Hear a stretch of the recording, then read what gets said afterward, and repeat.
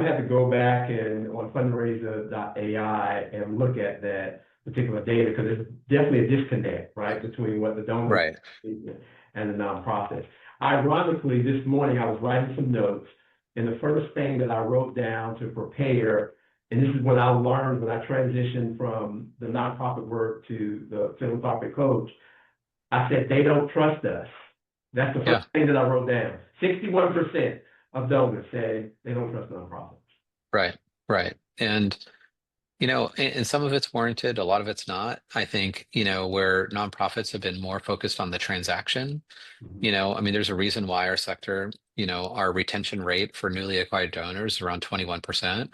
I mean, that's not acceptable for any other business, but nonprofits have just basically been, and not on their own, it's in a large way, not their own fault. It's a condition of how nonprofits are viewed as successful. Mhm. So, boards that come in and say, oh, we're successful if we're spending the least amount of money possible for the maximum amount of impact, right? That is like not a winning recipe for innovation. And so, I think all said and done, nonprofits, they want to do the right thing, obviously.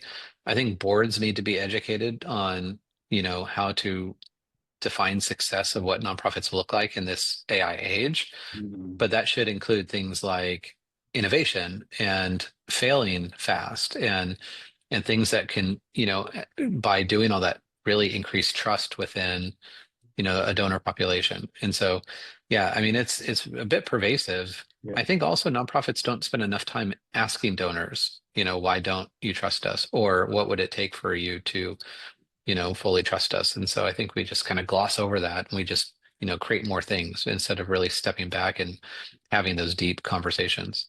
I was the VP of Partnership Development. Just because I was a nice guy and good at my job, I thought that's enough to be trustworthy, right? Right. I worked at Right. this national nonprofit that's been around for over 100 years, the oldest Right.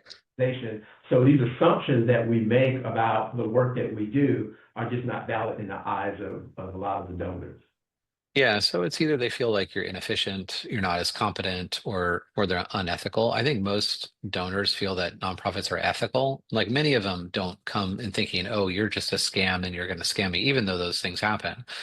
Most of it is that, there's a disconnect between, from their for-profit business or what they've experienced as a consumer and how efficient something works and is and how they know you.